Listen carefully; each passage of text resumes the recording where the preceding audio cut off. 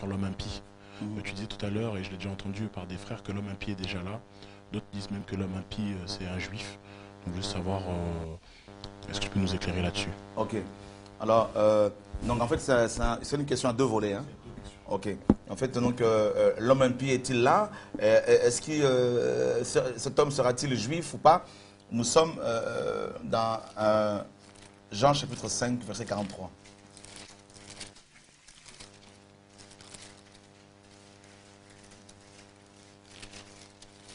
Est-ce que quelqu'un peut-il le lire?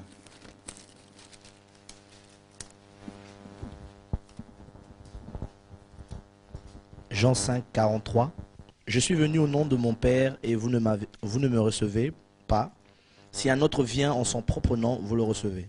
Donc, le Seigneur dit aux Hébreux, aux Juifs, je suis venu au nom de mon Père, moi, votre Messie, le vrai Christ.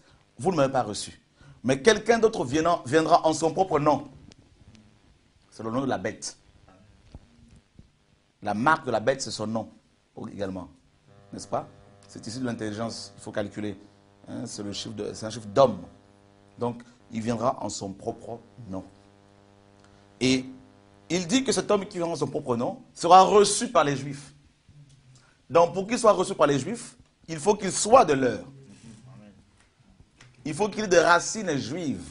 Ben oui. Donc, le Seigneur parlait ici de l'homme impie. Alors, allons maintenant dans le livre d'Apocalypse 7.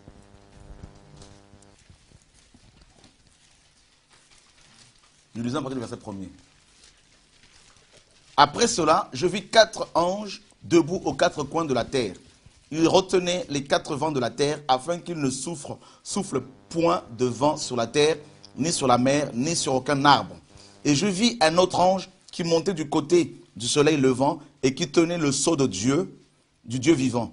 Il cria d'une voix forte aux 4 anges à qui il avait été donné de faire du mal à la terre et à la mer. Et il dit, ne faites point de mal à la terre, ni à la mer, ni aux arbres, jusqu'à ce que nous ayons marqué du sceau le front des serviteurs de notre Dieu. J'ai entendu le nombre de ceux qui avaient été marqués du sceau, 144 000 de toutes les tribus des fils d'Israël. De la tribu de Juda, 12 000 marqués du sceau. De la tribu de Ruben, 12 000. De la tribu de Gad, 12 000. De la tribu d'Aser, 12 000. De la tribu de Nephtali, 12 000. De la tribu de Manassé, 12 000.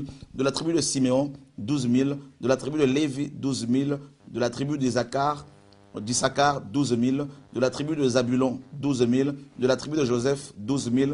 De la tribu de Benjamin, 12 000 marqués du sceau. Il y a 2 tribus qui manquent.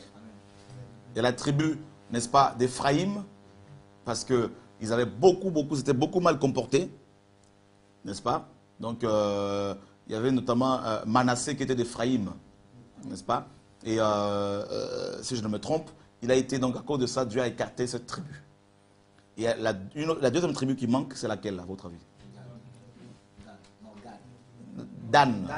La tribu de Dan. Or, Moïse avait prophétisé, Jacob, que Dan sera un serpent. Donc on suppose, c'est une supposition, que l'homme impie sera issu de la tribu de Dan. D'accord?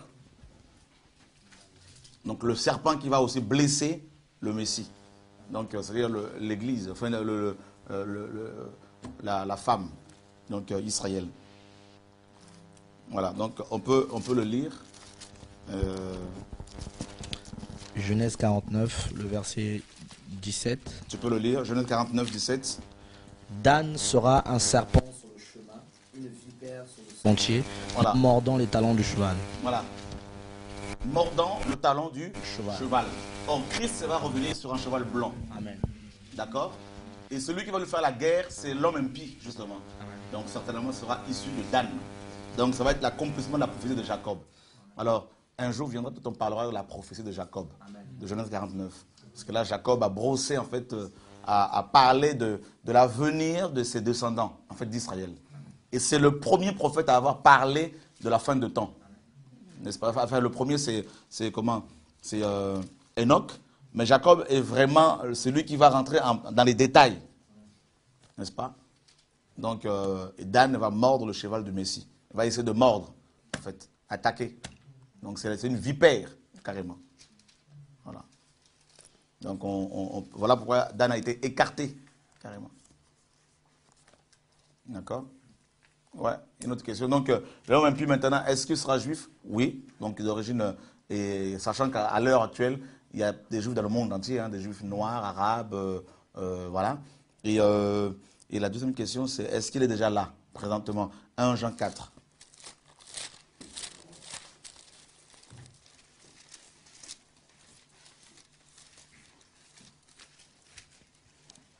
Bien-aimés, à partir du verset 1er, n'ajoutez pas foi à tout esprit, mais éprouvez les esprits pour savoir s'ils sont de Dieu, car plusieurs faux prophètes sont venus dans le monde.